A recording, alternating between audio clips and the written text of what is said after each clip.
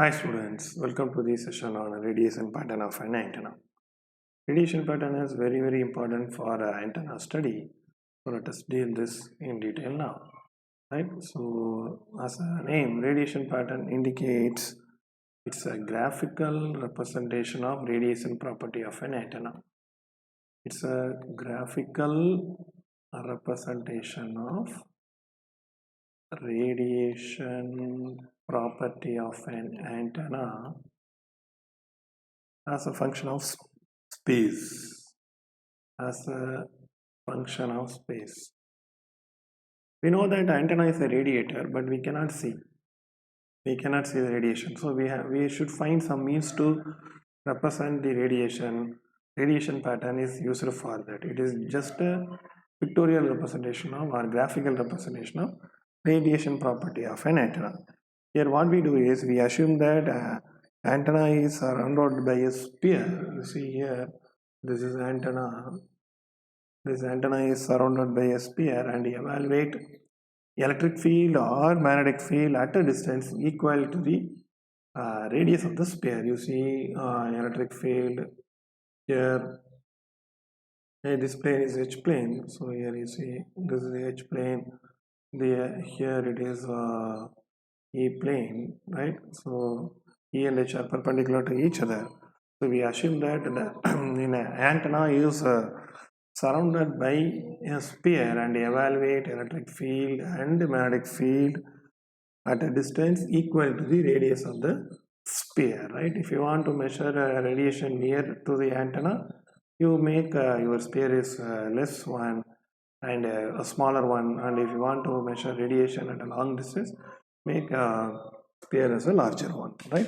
So this is the way we draw pictorial representation of radiation, right? You see E and H are perpendicular to each other, right? So diagram is also indicating the same thing. Next, right? So what we are going to do, we are going to measure the distance at particular point, right? So the distance may be r. So what is the thing happening here is the distance is fixed, right? For example, I want to measure the radiation at this location. So the distance r is fixed. So since r is fixed, what is the thing is the electric field is a function of only theta and phi. Okay.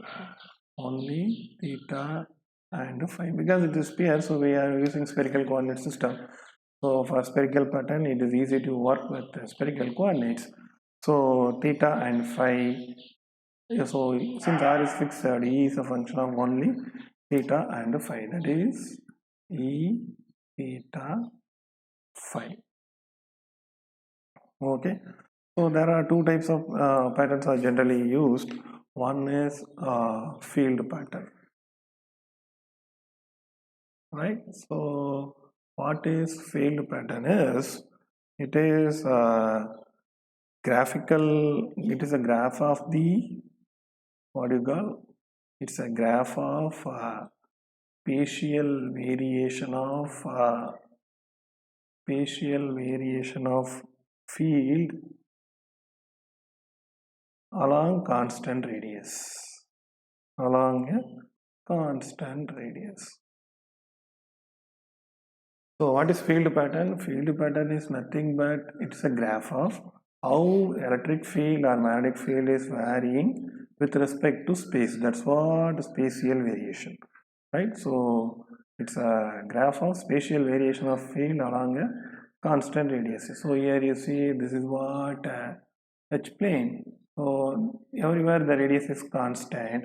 So how electric field or magnetic, H plane means how magnetic field is varying along the constant radius. That's what, if you draw like that, then it is called a field pattern. There is one more radiation pattern called power pattern. Pattern. The power pattern is nothing but simply it is also a graph of spatial variation of power density. Here field, here power density.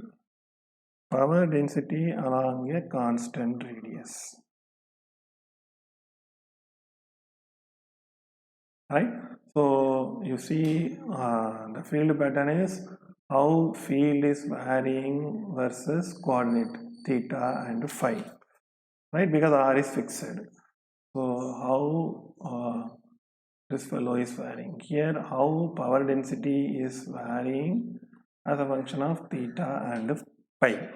So this is what field pattern and power pattern. Both are graphical representation of variation of electric field or power with respect to spatial coordinate system. Fine. So here field is normalized. That is very, very important. When you draw a field pattern, right? So when you work with the field pattern, the field is normalized. What do you mean by normalized field? Normalized field is nothing but En is given by what is the value of the field at that point divided by maximum electric field. So we know anything divided by maximum is always lesser than 1.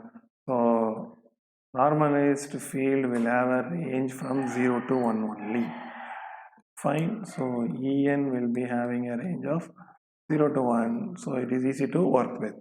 The normal electric field is too vast value. So we are normalizing it to a range of 0 to 1. So it is easy to work with the 0 to 1 instead of wide range. Okay. So that's what we have to know. Right. So another thing we have to know, remember, is it is very difficult to draw 3D pattern every time. So what we are going to do is we are going to use 2D pattern. Let me explain all the things later. Okay. Next. So we have two more patterns. Right. In the field pattern, we have electric field pattern and magnetic field pattern. Right. Field pattern is variation of field with respect to space. E field pattern.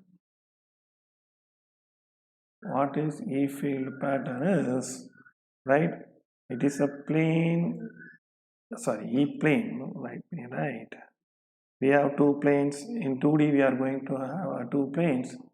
E plane. E plane is a plane containing the electric field, as the name itself is telling. E plane. E plane is an electric field plane. So E plane is a plane containing electric field, right? And the direction of maximum radiation. And the direction of maximum radiation. Similarly, H plane is a plane containing the magnetic field and the direction of maximum radiation, right? So these are the things we must know before we go and study in depth about radiation pattern. These are all the fundamental parameters which must be known, right? We must know what are the types of pattern, field pattern, power pattern, right? And what is plane, how we are going to draw the radiation pattern and all, right? Next we see this. So I have put one video here. You see this is antenna, right? So I told the antenna is assumed to be surrounded by a sphere, right? This is R. Let us assume this center. From here to here, the distance is R, right? The dimension of the antenna is D, right? If R, the region which lies lesser than R is less than or equal to 0.62 root of d cube by lambda is known as near field region or reactive near field region, right? So the region lies between R varies from 0.2 d cube by lambda to here to here. This is what 0.62. There, the value of R is equal to 0.62 root of d cube by lambda here. From here to here, the radius is what do you call root of 2d squared by lambda. The region lies between these two radius. This is what 0.62 d. This radius is, let us assume this is r1. This radius is r2. So it lies between r1 and r2. What is the region? That is called radiating near field region. Radiating near field. right? The region covered by this distance, it is called reactive near field, right? The distance is 0.62 root of d cube by 3. D is the dimension of the antenna. So that if the region covered by the radiation up to the distance of 0.62 root d cube by lambda is known as reactive near field region. The region covered from 0.62 root of d cube by lambda to 2d square lambda is known as radiating near field. The region beyond 2d square by lambda is known as far field. We measure radiation pattern in far field only. So I have put one separate video for this region, so there you can study in depth. Just I show some preliminary information about that. The detailed information is available in fields of the antenna. Please you can refer that video. So here in every field you see first field is reactive near field. Here the field is almost uniform, more or less same. Here the next field is radiating near field. Here lobes are starting to form. Here main lobe and side lobes are formed. What is lobe and all we will discuss now, right? So here it is uniform field. Here lobes, this is what lobes are started to form. Here lobes are formed, right? What is lobe and all, what is the meaning? Let us see now, right? In far field only we will get main lobe and side lobe. I have explained everything in some other video. The video titled near and far field region of antenna. Please refer that for detailed information. Now we see, I told it is very difficult to draw 3D pattern, so we are drawing a 2D radiation pattern. Here you see this is a 3D radiation pattern of an antenna, right? So this is what main lobe, other lobes are called side lobe, fine. So it is very difficult to draw 3D pattern in our hand, so and analysis is also very difficult for us. So we draw 2D pattern, which is a 2D pattern of the same one, right? That is, you cut it and you can see this, right? So this is what the same pattern, but I told E is a function of theta and phi, right? Here the field is drawn with respect to only one angle, theta, right? So here it is a function of theta and phi. In 2D it is a function of only one angle, theta, right? Let us see radiation pattern in detail now, right? So the first thing we must know is in the radiation pattern, this is what main beam. Fine. So what is main beam? Okay, let me draw one antenna and I will show that. Sorry, antenna radiation pattern. Just for example, this is what our antenna radiation pattern, right? So what is it is just an assumption. What is main beam? Main beam, the direction in which electric field is absolutely maximum,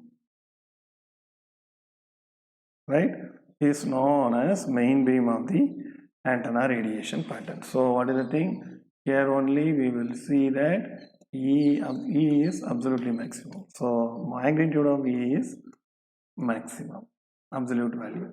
So the direction in which electric field is absolutely maximum is called main beam of the antenna radiation. So here you see, here I have one main beam. This is what our main beam, or the other name is main lobe. These are all what you call as minor lobe, right? So what you call as these three are called minor lobe. So one main lobe or major lobe. These three are called minor lobe or major lobe. Okay, so in that these two are called side lobes. This is called back lobe. Let us see what is that. Okay, so you see, let us take one directional antenna. What is directional antenna?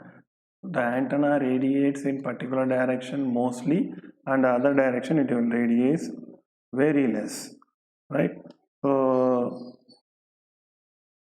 what is the thing is, you see here we have an antenna. This is what radiation pattern. Here it radiates most, here it is radiating less, so it may be a radiation pattern of directional antenna. So here you see this is our radiation direction, this is the radiation direction. Between the two radiating region, this is one radiating region, this is another radiating region.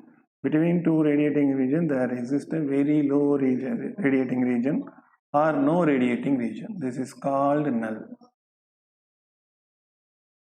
This is called null. Between two radiating region, fine. So this is null. Between two radiating region, there is a minimum low radiating region or no radiating region. That is called null. Null means no radiation, no radiating region is called null. Fine, that is very important. What is the thing is, region between two null is called lobe, right? Lobe. Lobe is nothing but a region between two nulls. Here you see, this is one null, this is another null. It is called, in between the two nulls there is a region called lobe. This is a lobe. Similarly, this is a lobe. This is a lobe. The region between two nulls is called lobe. Okay. So already I told what is the meaning of. Next we see what is major lobe. Major lobe is a lobe where where electric field is or field is maximum. Okay. So or the radiation is maximum. The lobe associated with the maximum radiation. Fine. So what is major lobe? The lobe associated with maximum radiation. So the lobe associated with maximum radiation is known as major lobe. So here we have maximum radiation. So these are all minor radiation regions. So the lobe associated with maximum radiation is known as major lobe. Other lobes are called minor lobes. Except major lobes, other lobes are known as minor lobes. Fine. So in minor lobes we have two lobes. One is side lobes and back lobes. Back lobe is a lobe which lies exactly opposite to the major lobe. So this is a back lobe. These two are side lobes, right? So this is a one side lobe. This is another side lobe, right? So that is the thing we must remember. Next thing is we have to know some important parameters of power beam width, right? So of power beam width.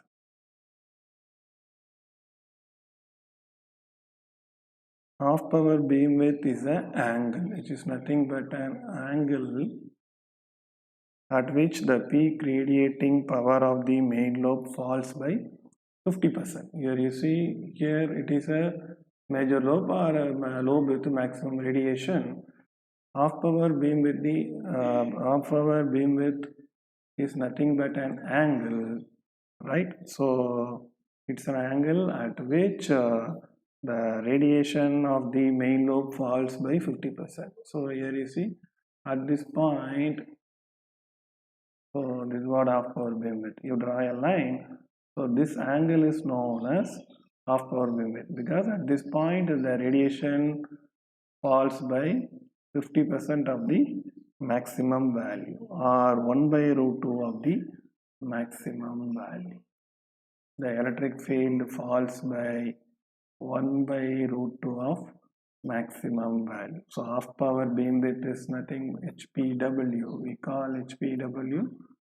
Half power beamwidth is the angle at which peak radiating power of the main lobe falls by half. That's what half power beamwidth. And another important parameter is beamwidth between first null. Beamwidth between first null, which is nothing but BWFN. Other name is first null between beamwidth, F and BW. Both are same only. So it is nothing but angular separation between the first two nulls on either side of the main lobe. You see, this is what main lobe. This is the first null on one side of the main lobe. This is the first null on the other side of the main lobe.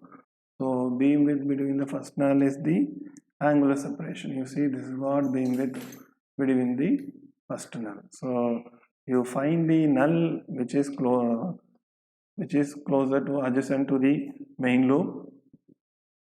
So two sides we can get the null.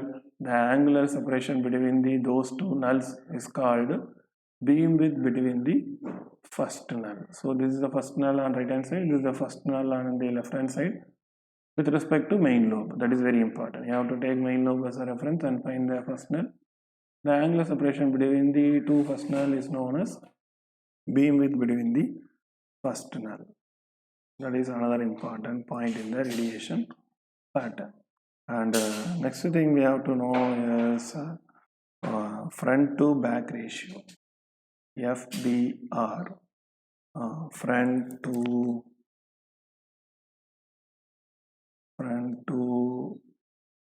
back ratio.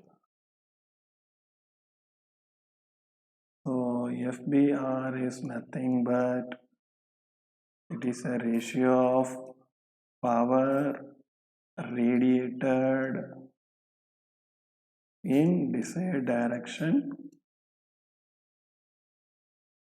to the power radiated in opposite direction or unwanted direction. So for directional antenna, FBR should be very, very high, because what is the meaning? If FBR is high means power radiated in desired direction should be high, or power radiated in unwanted direction is very low. So FBR to be high means either it must be very high or it must be very low, right? So that is very, very important point, right? So directional antenna, you find that this factor is high. Next parameter that we have to know in what you call antenna radiation pattern is side lobe level.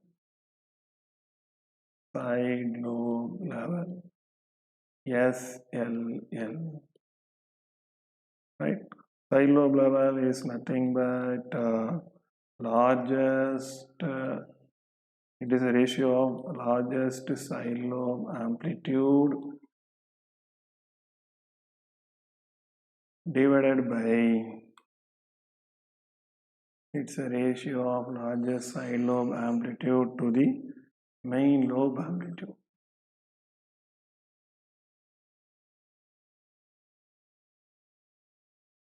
Fine. So we know that for radiation pattern, main lobe amplitude is always, maximum main lobe amplitude is 1. Why? Because we are drawing a radiation with respect to normalized electric field. So E is divided by E max.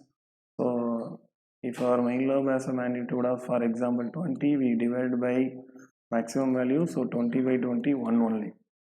So the main lobe amplitude is always 1. Clear. If it is 50, we divide the maximum main lobe amplitude by, we are going to draw the normalized value. So we are divided 50 by 50 or maximum. Fine.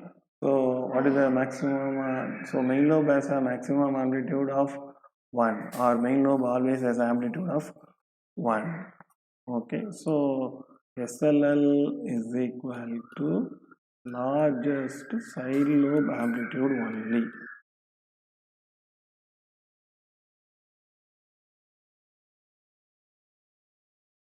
Fine, so side lobe level indicates the value of the largest side lobe amplitude.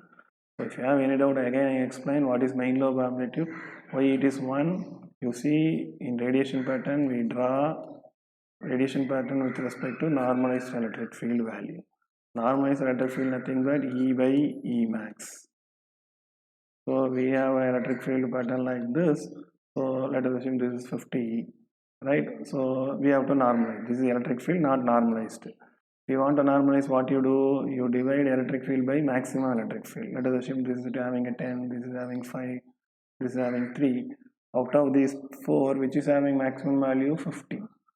So what is the normalized electric field value here? So here my electric field value is 50, normalized electric maximum is 50. So 50 by 50 is 1. Here normalized electric field. Here 10 by 50, what is that? 0.2. Here also, here 5 by 50, 0.1. Here 3 by 50, 0.06. Here like that for something 0.06. So what is the maximum main lobe amplitude in any radiation pattern? In any radiation pattern, main lobe amplitude is always 1. So side lobe level is largest side lobe amplitude. Why this factor is very, very important? We know that for a directional antenna, we know main lobe, the antenna radiates maximum in the main lobe. So main lobe has maximum radiation. And we want side lobe level should be very, very low. Side lobe should be very less, right, in any directional antenna.